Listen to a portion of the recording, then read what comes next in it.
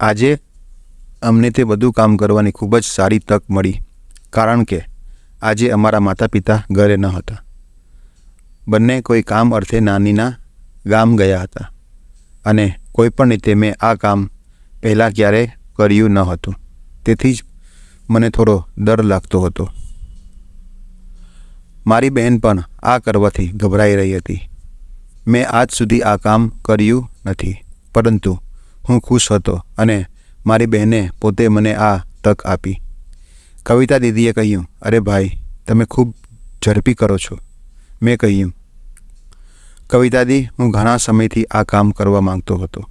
કવિતા દીદી બોલી, થોડું ધીરે કર, મારાથી આટલું ફાસ્ટ કામ થશે નહીં. હું બોલ્યો, દીદી, આપણે બંને કેટલા ટાઈમથી આ ક્ષણની રાહ જોઈ રહ્યા હતા અને આજે તે દિવસ આવી ગયો, એટલે આજે હું ખૂબ જ ખુશ છું. જોને આ દિવસ કેટલો મુશ્કેલથી મળ્યો છે, કેમ કે આજે આપણા મમ્મી પપ્પા નાના નાનીના ત્યાં ગયા છે, તો આપણને આજે ખૂબ જ સારો ચાન્સ મળ્યો છે. તો અમે વિચાર્યું કે તે કામ જલ્દી કરી લઈએ, કેમ કે પપ્પા મમ્મીને પાછા આવતા ટાઈમ લાગશે નહીં. મારા નાનીનું ઘર અહીંથી ફક્ત 2 કલાક દૂર છે. અમને આ કામ કરવામાં થોડો ડર પણ લાગી રહ્યો હતો કે ક્યાંક જો આ વાત ભૂલથી પણ મમ્મી પપ્પાને ખબર પડી જશે તો તે અમને જાનથી મારી નાખશે. પણ આ કામ પૂરું થઈ ગયા પછી મને ખબર છે કે મારા મમ્મી પપ્પા આ વાત જાણીને ખૂબ જ ખુશ થશે, પરંતુ અત્યારે આ કામ અમારે તેમનાથી છુપાઈને કરવું પડશે. હું અને કવિતા દીદી તે કામ કરી રહ્યા હતા કે આટલી વારમાં કોઈએ દરવાજો ખખડાવ્યો. તો અમે બંને ગભરાઈ ગયા અને બધું કામ છોડી અને જલ્દીથી રૂમની બહાર આવી ગયા. અને મેં દરવાજો ખોલ્યો તો જોયું તો મમ્મી પપ્પા પાછા આવી ગયા હતા. હું અને મારી કવિતા દીદી સ્કૂલમાં ભણતા હતા. તે મારાથી 3 વર્ષ મોટી છે, પણ દેખાવમાં ખૂબ જ સુંદર છે. સ્કૂલના ઘણા છોકરા તેની સાથે વાત કરવા માંગતા હતા, પરંતુ તે કોઈની સાથે વાત કરતી ન હતી. એક દિવસ હું અને મારી દીદી બજાર ગયા થોડો સામાન લેવા, તો મારી નજર સામે એક દુકાન ઉપર પડી. તો મેં દીદીને ઈશારો કર્યો અને બોલ્યું કે તે જુઓ કવિતા દીદી. ત્યારે દીદીએ ખૂબ જ ધ્યાનથી જોવા લાગી. થોડીવાર પછી અમે બંને સામાન લઈને ત્યાંથી ચૂપચાપ ઘરે આવી ગયા. મેં દીદીને કહ્યું કે એક વાત મને કે પેલા દુકાનવાળો અંકલ ઉંમરમાં કેટલો મોટો હતો, તો પણ તે પોતાની સાથે કેટલી નાની ઉંમરની છોકરીઓ સાથે તે કામ કરે છે. મારી દીદી બોલી, કદાચ તે છોકરી પાસે પૈસા હશે નહીં અને તે ગરીબ હશે, એટલે તેની દુકાન ઉપર કામ કરતી હશે. તે બોલ્યો, દીદી, જો આપણે બંને મળીને એવું કામ કરીએ તો આપણને કોઈ જરૂરત પણ પડશે નહીં. તમે કહો કેમ રહેશે? કવિતા દીદી બોલી, ઠીક રહેશે, પરંતુ તને તો ખબર છે ને કે જો મમ્મી પપ્પાને આ વાતની ખબર પડશે તો તે આપણને બંનેને જાનથી મારી દેશે અને તે ક્યારેય પણ આપણને બંનેને આવું કરવા દેશે નહીં. હું બોલ્યો, પણ દીદી, આમાં ખોટું શું છે? આપણે તો બંને આ કામ આપણી ખુદની જરૂરત પૂરી કરવા માટે કરીએ છીએ. ને ત્યારે કવિતા દીદી બોલી, ઠીક છે, તું કહે છે તો, પરંતુ આ વાત ક્યારેય પણ મમ્મી પપ્પાને ખબર પડવા દઈએ નહીં. હું બોલ્યો, પરંતુ દીદી, આપણે તો બંને તેમાંથી આ વાત ક્યાં સુધી છુપાવશું? એકનો એક દિવસ તો તેમને ખબર પડી જ જશે. દીદી બોલી, ત્યારની વાત ત્યારે જોઈ લેશું, પણ અત્યારે આપણને તેમને કંઈ કહેશું નહીં. હું બોલ્યો, ઠીક છે દીદી, જેવું તમે કહો. પછી રાત્રે અમે બંને જમવાનું જમી અને હું અને કવિતા દીદી અગાશી ઉપર ગયા. અમે બંનેએ થોડી વાર વાતચીત કરી. પછી દીદી બોલી, ભાઈ, તું હજુ નાનો છે. શું તું તે બધું કામ કરી શકીશ? શું તું તે કામ યોગ્ય રીતે કરી શકીશ જે આપણે તે વખતે ત્યાં જોયું હતું? હું બોલ્યો, દીદી, શું વાત કરો છો તમે? એમાં કંઈક એવી મોટી વાત થોડી છે. હું લાંબા સમયથી આ કરવા માંગતો હતો. ત્યારે દીદી બોલી, ઠીક છે, 3 દિવસ પછી નાનીને ત્યાં એક પ્રોગ્રામ છે તો મમ્મી પપ્પાને ત્યાં જવાનું છે. તો અમે વિચાર્યું કે આ એક સારી તક છે, આપણે ત્યાં જઈશું નહીં, કોઈને કોઈ બહાનો બનાવી લેશું અને પછી તે દિવસે ઘર પર રહીને આપણે તે કામ કરશું જે આપણે વિચાર્યું છે. આ વાત દીદીએ ને કહી તો દીદી બોલી, હા ઠીક છે. આ કામ આપણા માટે ખૂબ જ જરૂરી હતું, કેમ કે આમાં આપણનો ખૂબ જ ફાયદો છે. એક તો મમ્મી પપ્પાની મદદ પણ થઈ જશે, બીજું આપણને ભાઈ બહેનને એક નવું કામ પણ મળી જશે. સવારે અમે લોકો ઉઠી અને સ્કૂલે ગયા અને રજા મળી તેના પછી સાથે ઘરે આવી રહ્યા હતા અને અમે બંને તે કામ વિશે વાતો કરી રહ્યા હતા, કેમ કે અમારે ભણવાનું પણ ખૂબ જ જરૂરી હતું. સાંજ પડી ગઈ હતી અને અમે બધા ચાય પી રહ્યા હતા. ત્યારે મેં જોયું કે પપ્પા ઉદાસ હતા. મેં પૂછ્યું, શું થયું પપ્પા? શું કોઈ વાત છે? તમે આટલા ઉદાસ કેમ છો? પપ્પા બોલ્યા, શું કહું બેટા, ખૂબ જ પરેશાન છું. એક તો કામ ઠીકથી ચાલી નથી રહ્યું અને ઉપરથી આટલો ખર્ચો અને મારી ઉપર થોડી લોન પણ છે. દિમાગ કંઈ કામ કરી રહ્યું નથી. ત્યારે મમ્મી બોલ્યા, તારી બેનના લગ્નની પણ ચિંતા છે અને અત્યારથી જ તે વિચારી અને તેનું ટેન્શન લઈ રહ્યા છે કે તેના લગ્ન માટે તૈયારી કરવાની છે અને આપણી પાસે કેટલા પૈસા પણ નથી કે આપણે તેનો દહેજ આપી શકીએ.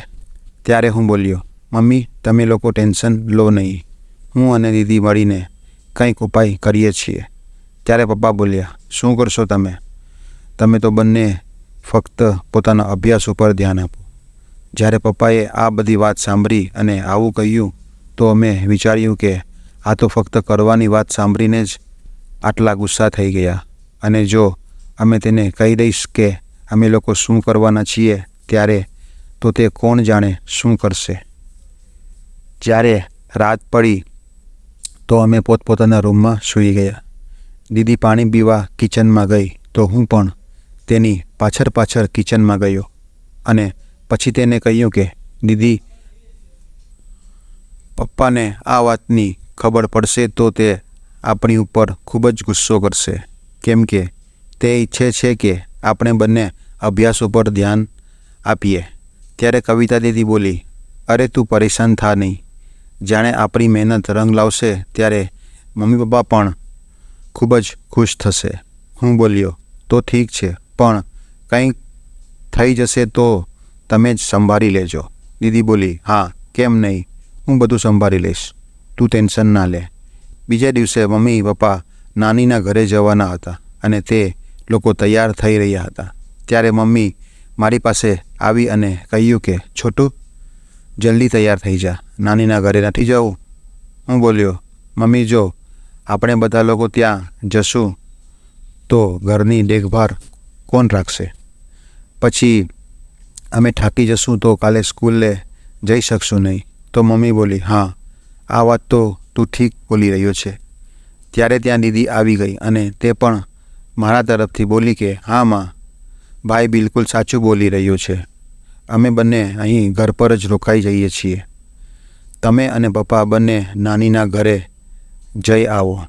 મમ્મી બોલી, ઠીક છે, ઘર પર તમે બંને સંભાળીને રહેજો. અમે બંને ભાઈ બહેન ખૂબ જ ખુશ થઈ ગયા કે હવે તો અમે અમારું કામ ખૂબ જ સારી રીતે કરી શકશું, કેમ કે ઘર પર અમને કોઈ રોકવાવાળું નથી. ત્યારે દીદી બોલી, ચાલ ભાઈ, જે કામ કરવાનું છે તેની તૈયારીઓ કરીએ. હું બોલ્યો, હા દીદી, હવે તો અમે કોઈ ટેન્શન વગર કરી શકીએ છીએ.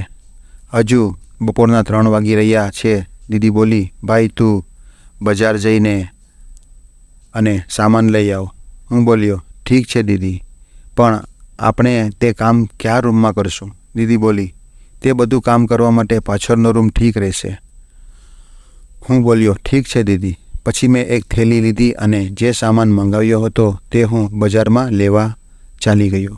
થોડી વાર પછી હું સામાન લઈને બજારથી ફરી ઘરે આવી ગયો. મને જોઈને દીદી બોલી, છોટું અહીં આવ. અને જો મેં પાછળનો રૂમ તૈયાર કરી લીધો છે. તું બધો સામાન લઈને આવી ગયો? મેં કહ્યું, હા દીદી, તમે જે મંગાવ્યું હતું તે હું બધું લઈને આવી ગયો, પરંતુ જરૂરી વસ્તુ તો મળી જ નહીં. દીદી બોલી, કઈ વસ્તુ નહીં મળી? મેં કહ્યું કે તમે જે મોલ્ડ મંગાવ્યું હતું તે મળ્યું નહીં. ત્યારે દીદી બોલી, કંઈ વાંધો નહીં, આજે નાનકડા મોલ્ડથી માલ તૈયાર કરશું. તું કાલે બીજો મોલ્ડ લઈ આવજે. પછી હું, દીદી અને બંને સાથે બધો સામાન લઈ અને પાછળના રૂમમાં ગયા અને અંદરથી દરવાજો બંધ કરી લીધો. પછી અમે બંને પોતપોતાના કામ શરૂ કરી દીધું. હું ખૂબ જ જલ્દી કરી રહ્યો હતો. ત્યારે દીદી બોલી, અરે થોડું ધીરે કર, નહીં તો તે સારી રીતે બની શકશે નહીં. મેં કહી દીધું, તમે ચિંતા કરો નહીં, મેં મમ્મીની સાથે ઘણી વખત ગુજિયા બનાવ્યા છે. દીદી બોલી, તો પછી ઠીક છે, પરંતુ આપણે બંને ગુજિયા બનાવવા માટે ખૂબ જ ડરી રહ્યા હતા, કેમ કે આ વખતે આ કામ આપણે મમ્મી પપ્પાથી છુપાઈને કરી રહ્યા છે. સારું, આપણે તો 3 કિલો ગુજિયા બનાવી લીધા છે. અને પછી સાંજે બધા ગુજિયા લઈને એક દુકાન ઉપર ગયો અને કહ્યું કે અમે આ કામ આજથી ચાલુ કર્યું છે, તમે અમારા ગુજિયા ખરીદશો? તો દુકાનવાળાએ કહ્યું, પહેલાં હું તારો માલ જોઈશ કે કેવો છે, તેના પછી તને કહીશ. તે દુકાનદારની વાત સાંભળી હું જલ્દીથી ભાગીને ઘરે ગયો અને મેં દીદીને કહ્યું કે દુકાનદાર પહેલાં જોવા માંગે છે કે ગુજિયા કેવા બન્યા છે, પછી હું તમારા ગુજિયા ખરીદીશ. તો દીદી બોલી, સારું, તો પછી 1 કિલો ગુજિયા લઈ જા. હું લઈને ગયો તો દુકાનદારે કહ્યું કે આ તો ખૂબ જ સરસ ગુજિયા છે. તેણે મને એડવાન્સમાં 5,000 રૂપિયા આપ્યા અને બોલ્યો કે 25 કિલો ગુજિયા બનાવી દો. હું ખૂબ જ ખુશ થયો અને ઘરે આવીને આ વાત દીદીને કહી, તો તે પણ ખૂબ જ ખુશ થઈ ગઈ. અને પછી તે બોલી, હવે આપણે મમ્મી પપ્પાને આ વાત કહી શકશું, કેમ કે હવે આપણને પૈસા કમાવા લાગ્યા છે અને હવે પૈસા ડૂબાવવાનો કોઈ ડર નથી. મિત્રો, તમે સાંભળ્યું હશે કે ડુ નોટ જજ a book by its cover. કંઈક આવી રીતે આ વાર્તા છે જે લોકોએ ઉપરથી વાંચી અને વિચાર્યું હશે કે આ વાર્તા ગલત છે, પરંતુ જ્યારે તમે આ વાર્તાને પૂરી સાંભળશો તો તમને એક સરસ ઇન્સ્પિરેશન અને મોટિવેશન મેસેજ મળશે. તો મિત્રો, વાર્તા પસંદ આવી હોય તો વિડીયોને લાઈક કરજો, શેર કરજો અને કોમેન્ટ જરૂર કરજો કે વાર્તા કેવી લાગી, અને સબસ્ક્રાઈબ પણ કરજો. ચાલો મળશું એક નવી વાર્તામાં. ત્યાં સુધી તમારો ધન્યવાદ. આભાર.